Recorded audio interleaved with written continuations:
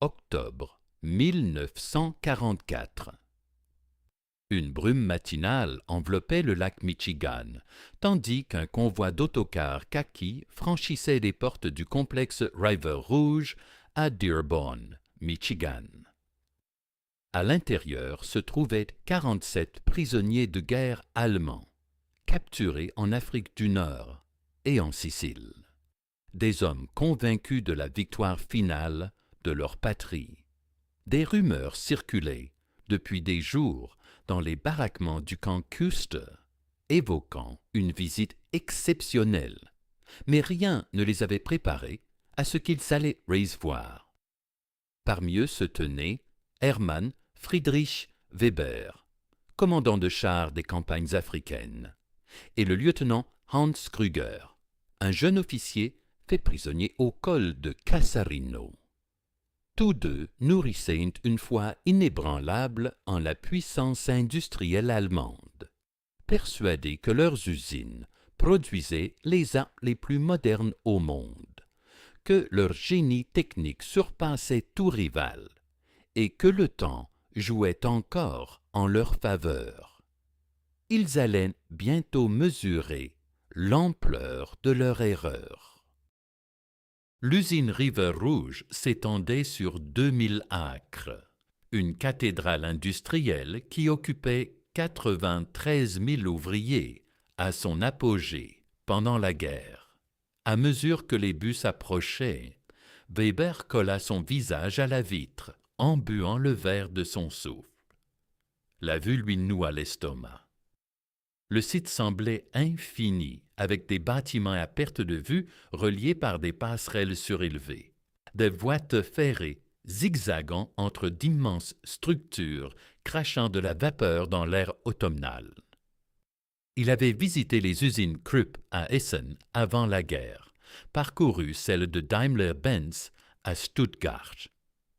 Impressionnante, oui, mais de la relever d'une autre dimension. Plutôt qu'une usine, on aurait dit une petite nation autonome. Le colonel James Morrison, commandant du camp à l'origine de cette excursion, se tenait à l'avant du premier bus qui s'immobilisait.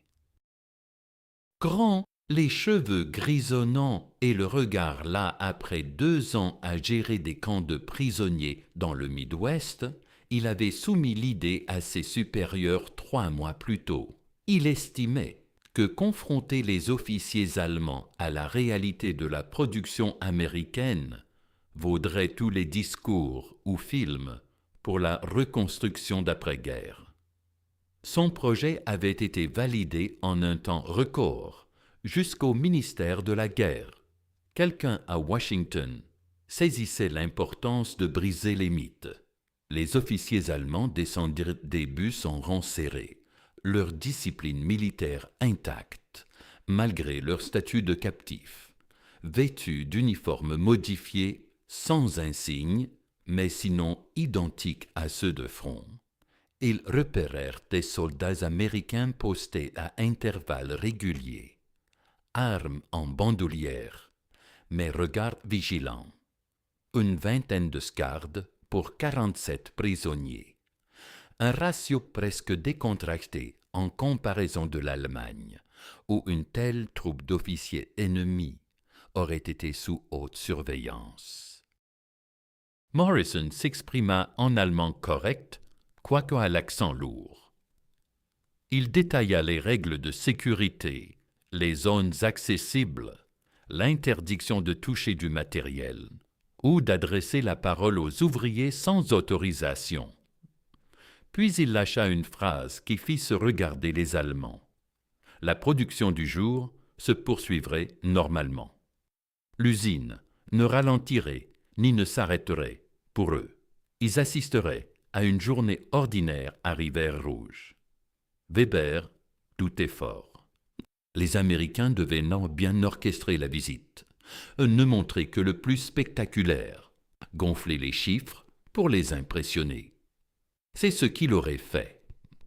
Mais en pénétrant dans le bâtiment B, dédié à la fonderie, son incrédulité vacilla.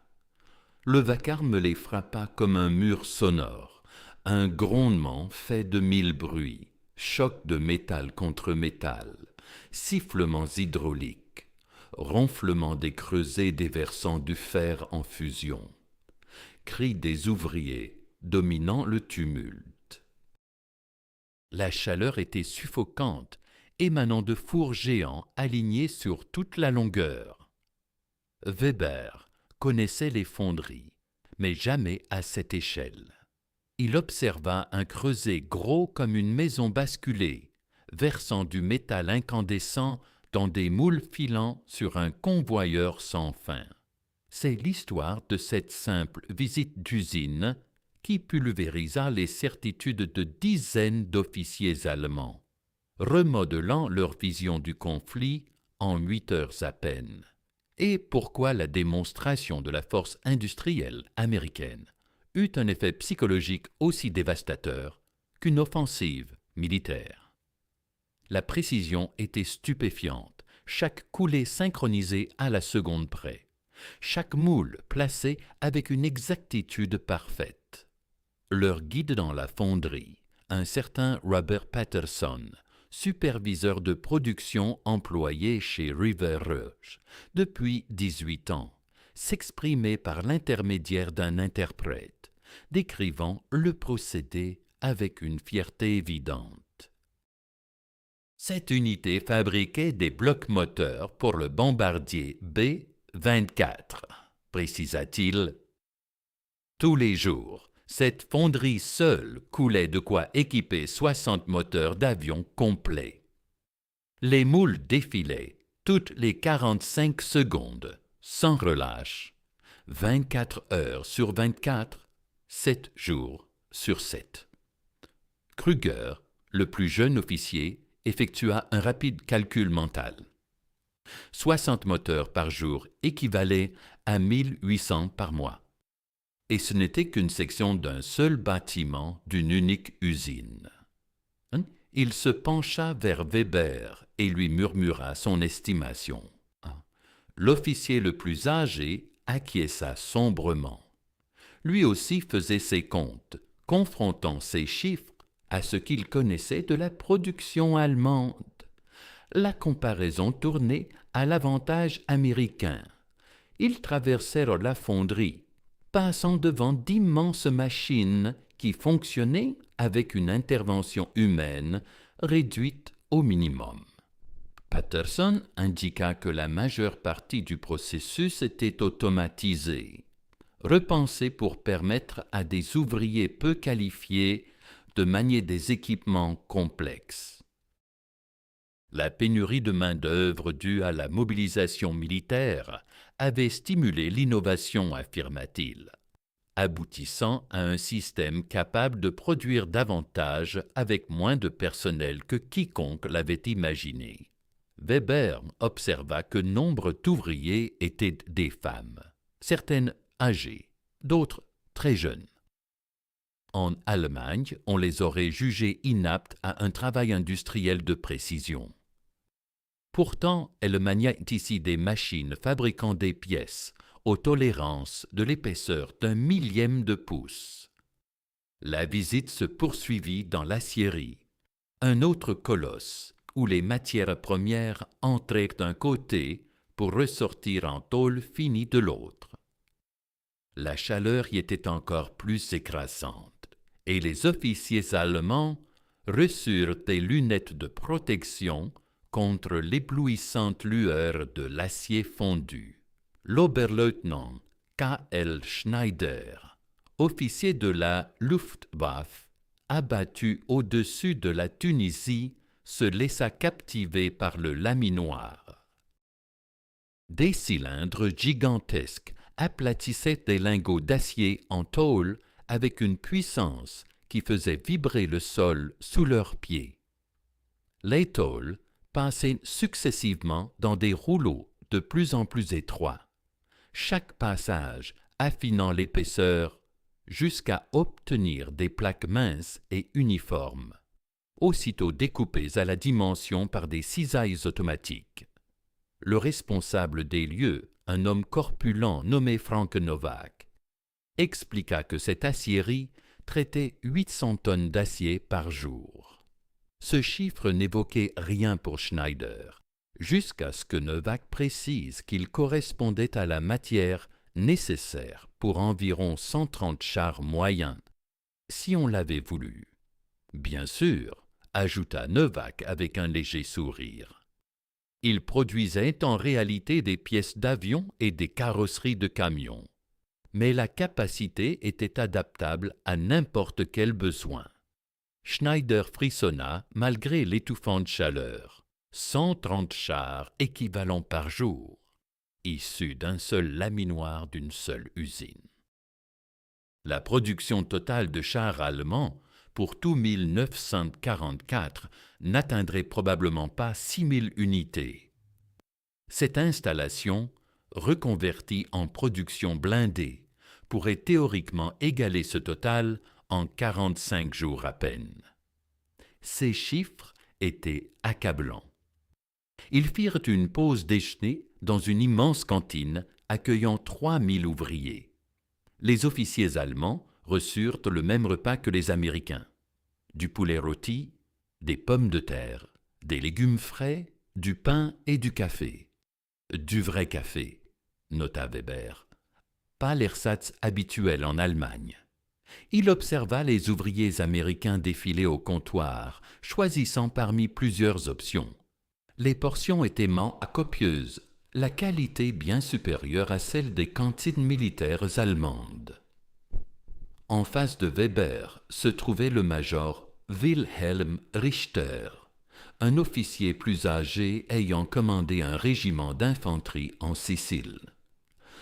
Richter mangea lentement, le regard perdu. Enfin, il murmura en allemand, certain que les gardes étaient trop loin pour entendre. « Comprends-tu ce que nous voyons, Friedrich? Ce n'est pas une vitrine. Ce n'est pas leur usine la plus impressionnante pour nous intimider.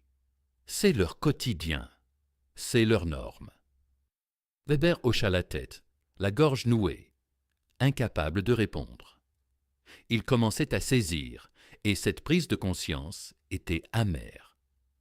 Après le repas, ils entrèrent dans le bâtiment d'assemblage, où la puissance industrielle américaine devint irréfutable.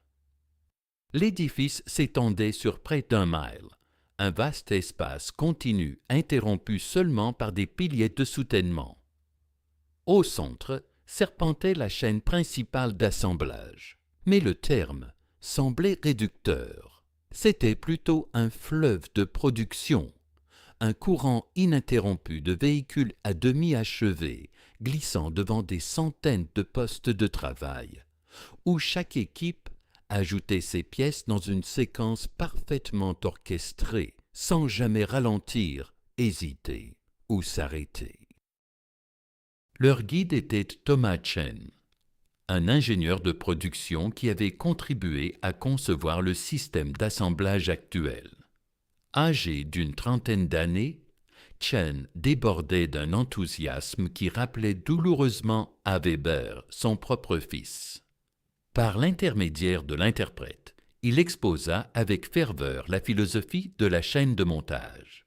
Chaque geste minutieusement analysé, chaque outil placé avec précision, chaque pièce livrée pile au moment où l'ouvrier en avait besoin. L'objectif: bannir tout temps perdu, tout effort superflu, toute réflexion inutile. L'ouvrier ne devait jamais chercher une pièce, ni faire plus d'1 ou 2 pas, ni se demander ce qui suivait. Le système décidait pour lui, le guidait, rendait l'expertise superflue.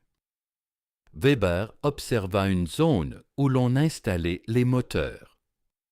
Celui-ci, déjà monté et testé dans un autre bâtiment, descendait d'un convoyeur aérien précisément quand le châssis arrivait à la station.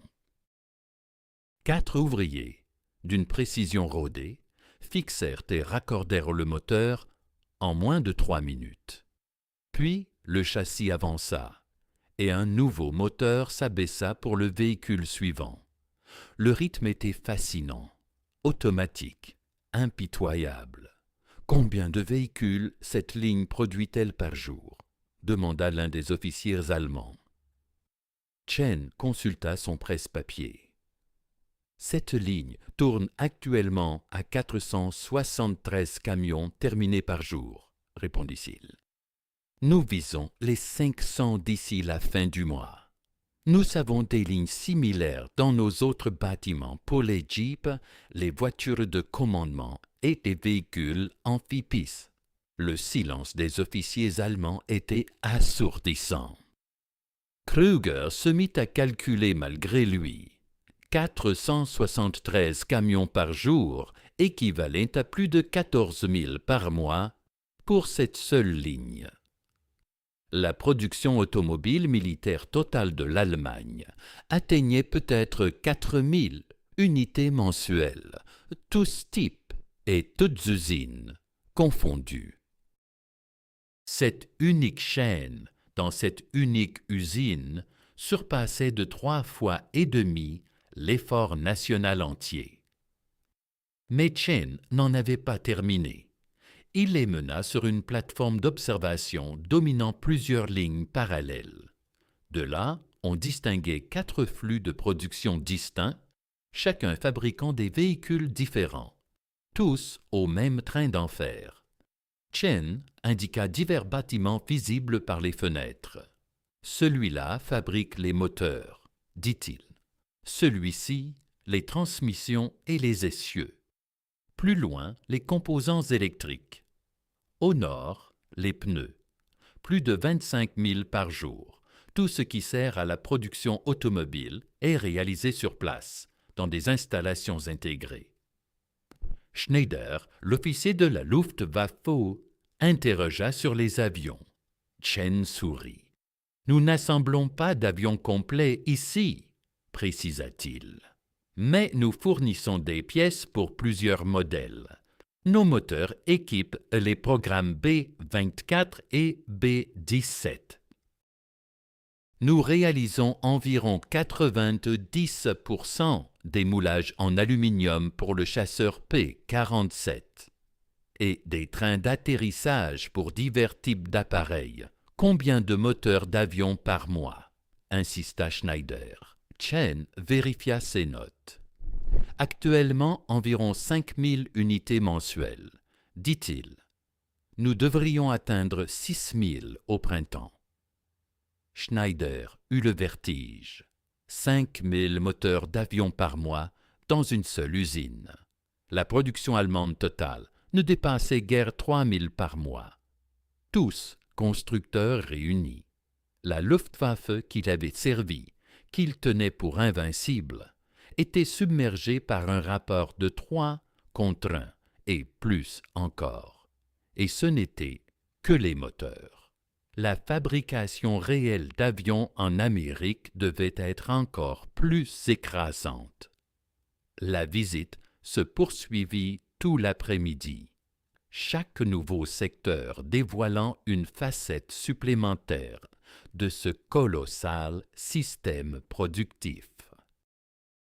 Ils virent l'atelier de presse où des machines gigantesques découpèrent les panneaux de carrosserie avec une puissance de milliers de tonnes, le métal se modelant en courbes complexes d'un seul coup. Ils passèrent par le secteur peinture avec des systèmes automatisés appliquant plusieurs couches dans des enceintes contrôlées.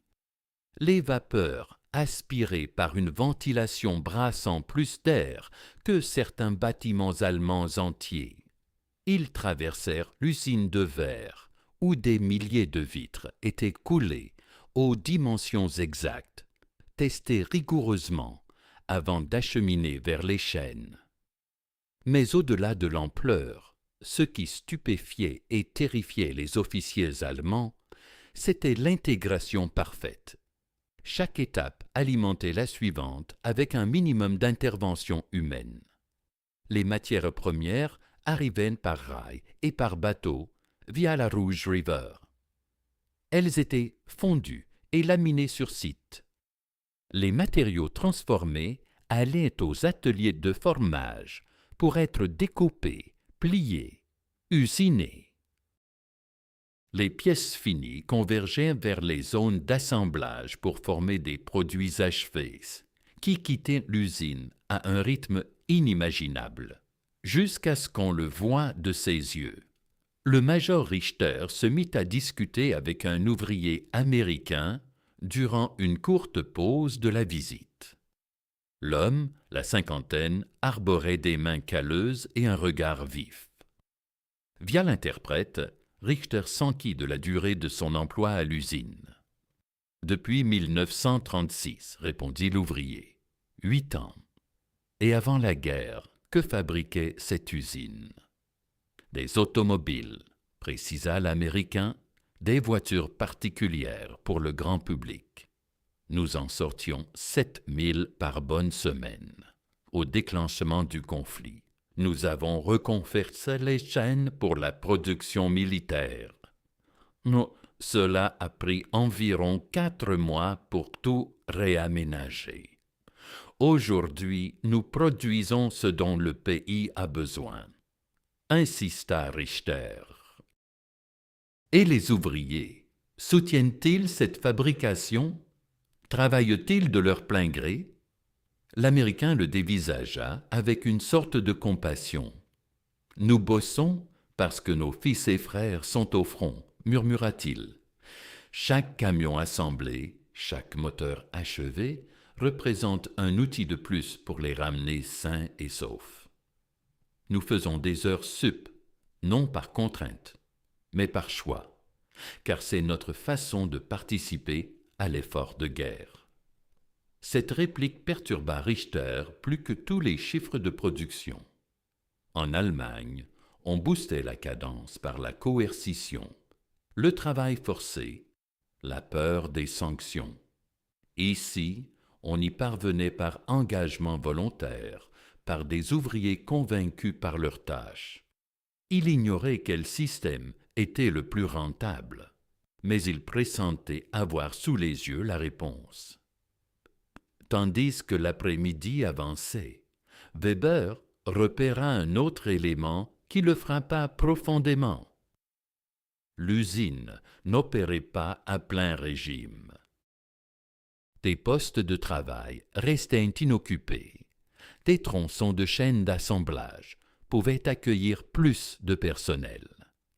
À sa question à Chen, le jeune ingénieur expliqua qu'il gardait sciemment une capacité en réserve. En cas de besoin accru dû à la guerre, il pourrait ajouter une équipe, recruter du monde et gonfler la production de 30% en quelques semaines. L'infrastructure était prête, avec cette marge de manœuvre. L'idée frisait l'insulte. L'Allemagne épuisait toutes ses ressources pour tenir ses niveaux actuels, en sacrifiant l'industrie civile, en raclant les matières premières des territoires occupés, en poussant usines et ouvriers à bout de souffle. Et l'Amérique, elle, se retenait volontairement, prête à démultiplier sa sortie si nécessaire. Cela laissait entrevoir une puissance de moyens presque inimaginable. La visite s'acheva au bâtiment de contrôle qualité, un vaste hangar où les produits finis subissaient des épreuves avant expédition. Là, des moteurs tournaient maintes des heures sur des bancs d'essai. Des boîtes de vitesse enchaînaient des milliers de passages. Les circuits électriques étaient inspectés et revérifiés. Chen indiqua qu'environ 2% de la production était écartée à ce stade, renvoyée en réparation ou remanufacture. On disséquait les pièces défectueuses pour identifier les causes et ajuster le processus afin d'éviter les récidives. Un taux de rebut de 2%. Krüger se dit qu'en Allemagne, on se réjouirait d'un chiffre sous les 10%. Ici, 2% posait un vrai cas de figure à résoudre. Cette obsession de la qualité, ce refus du « c'est bon comme ça » traduisait par une philosophie industrielle axée sur l'efficacité durable plutôt que sur la quantité immédiate Et paradoxalement, cette méthode semblait générer à la fois plus de qualité et plus de volume que les approches allemandes plus désespérées. À la fin de la tournée, alors que les officiers regagnaient les bus, Weber se retrouva aux côtés du colonel Morrison. L'Américain était resté discret durant la visite, laissant les lieux s'exprimer. Sous le soleil déclinant de fin d'après-midi, Morrison s'exprima dans un allemand mesuré. « Je tiens à ce que vous saisissiez une chose, Weber. Ce que vous avez vu n'a rien d'exceptionnel. Nous avons des sites pareils à Detroit, Cleveland, Pittsburgh et dans des dizaines d'autres villes. Des usines qui créent des milliers d'avions, des centaines de navires. Des raffineries qui sortent plus de carburant en un mois que l'Allemagne en un an. Des fermes qui nourrissent notre peuple, le vôtre et la moitié de l'Europe en prime. » Morrison marqua une pause, puis reprit. « Je ne vous le dis pas pour vous rabaisser. Je le dis pour que vous preniez la mesure de la réalité. Cette guerre ne se gagne ni par le courage, ni par des tactiques supérieures, ni par des armes miracles. Elle se remporte par la production, la logistique, la capacité à déferler une force matérielle écrasante. Et dans cette bataille-là, l'issue n'a jamais fait question. Weber garda le silence. Que répondre? Il repensa au briefing suivi en Afrique, aux assurances confiantes des officiers allemands minimisant les chiffres de production américains comme de la propagande gonflée à bloc pour l'effet psychologique.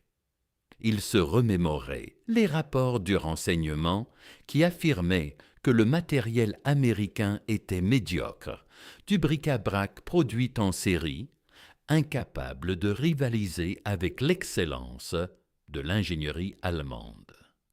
Il repensait à ses propres préjugés sur la mollesse américaine, sur un pays de boutiquiers et de paysans présumés incapables d'égaler la rigueur industrielle germanique. Tout cela n'était que mensonge. Ou pire, une ignorance volontaire, une cécité face à une réalité trop effrayante pour être admise. La vérité se dressait là, dans cet immense ensemble d'usines qui fabriquaient en une journée plus que l'Allemagne n'en produisait en une semaine. Elle résidait dans ces ouvriers bien nourris qui optaient pour des heures supplémentaires, dans ces chaînes automatisées supprimant le recours à une main-d'œuvre qualifiée, dans ces réserves prêtes à entrer en action au moment opportun. Une vérité implacable, mathématique, irréfutable, écrasante. Sur le trajet en bus vers le camp de Custer, les officiers allemands restaient muets. Certains contemplaient par les vitres le paysage du Michigan qui défilait, avec ses champs fertiles et ses bourgades prospères, indemnes du conflit.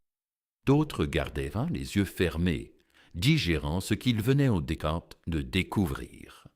Kruger sortit le petit carnet qu'on lui avait autorisé à conserver et se mit à noter tout ce dont il se souvenait, chaque chiffre, chaque détail. Il ignorait pourquoi il se donnait cette peine. Les chiffres en eux-mêmes importaient peu.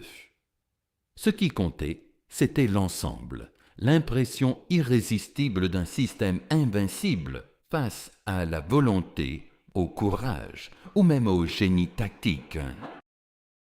Schneider songeait au pilote renaissant de la Luftwaffe, encore un vol au-dessus de l'Europe, aux prismes avec des chances infimes, persuadés que leur maîtrise et leur acharnement feraient la différence, et avait envie de leur décrire ce qu'il avait vu, de leur faire comprendre qu'ils ne combattaient pas seulement des pilotes ou des avions. Ils affrontaient un appareil de production capable de remplacer 10 appareils pour un seul perdu, de former des pilotes plus vite qu'ils n'étaient abattus, de supporter des pertes sans fin, car sa source paraissait inépuisable. C'était comme lutter contre l'océan, tenter d'endiguer la marée par pure force d'âme. Le major Richter, assis vers l'avant du bus, les mains croisées sur les genoux, arborait un masque impassible. Il pensait à son fils, jeune lieutenant quelque part sur le front de l'Est, se demandait s'il reverrait la fin de la guerre. Se demandait si des photos de cette usine, accompagnées d'explications sur sa portée, suffiraient à lui inculquer la sagesse de se rendre le moment venu. Sans doute pas. Les jeunes croient à la victoire parce qu'ils n'ont pas assez vécu pour appréhender les calculs de la défaite. Ce soir-là, de retour dans les baraquements des prisonniers, les officiers de voyage se virent assaillis par les absents. « C'était comment ?» demanda-t-on.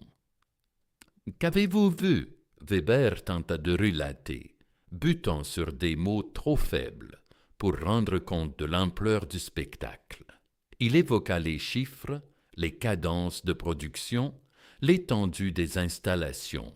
Ses camarades l'écoutaient, dubitatifs. « De la propagande !» lança l'un d'eux. « Ils vous ont montré ce qu'ils voulaient, ont tout gonflé pour vous saper le moral. » Weber eut envie de contredire, de les éclairer, mais comprit que c'était vain.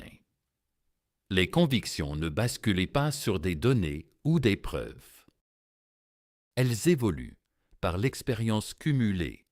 Quand la réalité s'impose avec une telle violence que le déni n'est plus possible, ses collègues officiers devraient vivre leur propre révélation, leur propre choc avec la vérité. Pour certains, ce serait en apercevant les interminables convois de véhicules américains filant vers le front. Pour d'autres, en observant les escadrilles de bombardiers obscurcissant le ciel, vague après vague, sans fin apparente. Pour les plus chanceux, cela viendrait à temps pour capituler, avant d'être balayé par une puissance insurmontable. Allongé sur sa couchette cette nuit-là, les yeux rivés au plafond, Weber repassait en revue tout ce en quoi il avait cru concernant le conflit, les chances de l'Allemagne, la victoire promise comme inéluctable. Pure illusion, vœu pieux fondé sur des infos partielles et une foi idéologique inébranlable. La réalité, c'était ce qu'il avait constaté à River-Rouge, multiplié par tout un continent d'usines et de fermes, porté par un peuple ayant choisi de mobiliser ses ressources pour l'emporter. L'Allemagne ne pouvait pas rivaliser, ne l'avait jamais pu. L'issue s'était jouée non sur les champs de bataille d'Europe, d'Afrique ou des territoires de l'Est, mais dans les ateliers du Middle West américain, dans cette aptitude à fabriquer plus vite que l'ennemi ne détruisait, à combler les pertes plus rapidement qu'elles n'étaient infligées, à submerger l'adversaire par une abondance matérielle écrasante. C'était une prise de conscience amère, rendue encore plus douloureuse par le fait qu'elle arrivait trop tard pour influencer l'issue du conflit, trop tard pour épargner les vies qui seraient encore perdues, trop tard pour tout sauf une révélation personnelle. Weber ferma les yeux et tenta de s'endormir. Mais son esprit revenait sans cesse aux chaînes de montage, au flot ininterrompu de véhicules, au rythme mécanique implacable, qui se poursuivait même dans la nuit, gonflant un total qui ne ferait qu'augmenter à chaque heure écoulée. Dans les semaines suivantes, le récit de la visite d'usine se propagea dans les camps de prisonniers du Midwest. Certains le balayèrent comme une exagération ou de la propagande. D'autres tendirent l'oreille et révisèrent leur vision de l'évolution probable du conflit. Quelques-uns, ceux qui avaient vraiment saisi les implications de cette visite, se mirent à réfléchir à l'après-guerre, à la reconstruction nécessaire, à la manière dont une Allemagne vaincue pourrait s'inspirer des systèmes observés. Le colonel Morrison transmit son rapport au War Department, soulignant que la visite avait rempli son objectif de montrer la puissance industrielle américaine aux officiers allemands. Il préconisa d'organiser des excursions similaires pour les prisonniers d'autres sites, afin de contrer le mythe tenace selon lequel la production allemande égalait ou surpassait celle des États-Unis. La suggestion fut acceptée et au cours des mois suivants, des milliers de prisonniers allemands furent d'ailleurs conduits dans des usines du cœur industriel américain. Les réactions furent partout identiques, stupeur et désarroi face à la confrontation entre des convictions chéries et une réalité irréfutable. L'usine River Rouge poursuivit son activité tout au long du conflit et au-delà, monument d'une philosophie industrielle qui avait contribué à sceller l'issue de la lutte mondiale. À son apogée en 1944, le complexe employait plus de 100 000 ouvriers et fabriquait du matériel militaire valant des milliards de dollars.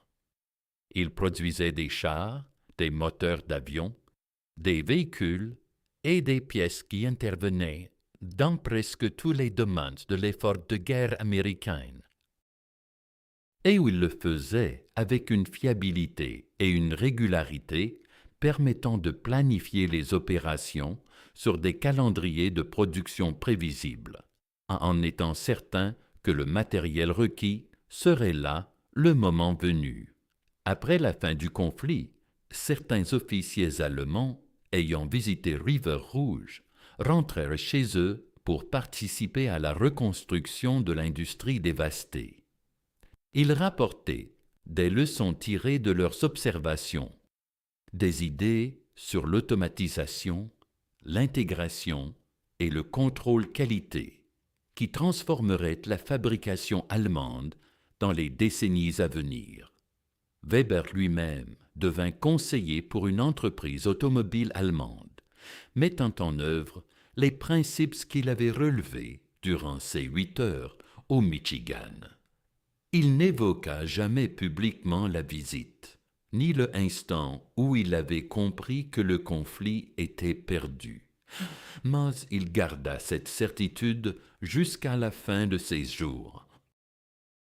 Kruger, le jeune lieutenant qui avait effectué tous ses calculs pendant la tournée, se reconvertit en économiste à l'époque d'après-guerre, spécialisé dans l'analyse de la production industrielle.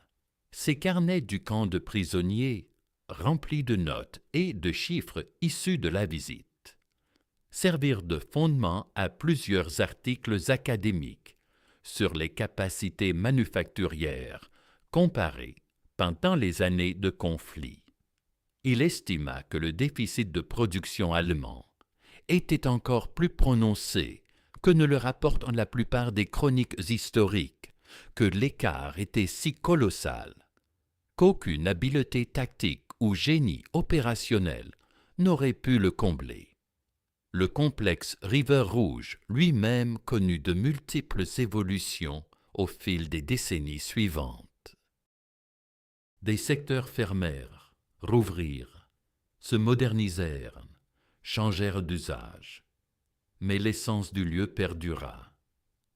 Un hommage à l'idée que l'ampleur, l'intégration et l'efficacité systématique pouvaient accomplir l'impossible par des voies non conventionnelles. Les historiens des années de guerre citent souvent River Rouge comme l'exemple par excellence de la force industrielle américaine. L'usine incarnant pourquoi l'issue de la confrontation mondiale avait été en grande partie décidée par les capacités productives plutôt que par les combats sur le terrain. Pour les 47 officiers allemands qui effectuèrent cette visite en octobre 1944, l'expérience resta un tournant décisif dans leur appréhension du conflit et de son dénouement. Ils étaient entrés dans l'usine persuadés de la possibilité d'une victoire allemande ou au moins de la légitimité d'une résistance prolongée. Ils en sortirent conscients que la fin n'était qu'une question de temps, qu'ils participaient à une bataille dont la conclusion avait été tracée dans les plannings de production et les tableaux de capacité bien avant le premier choc.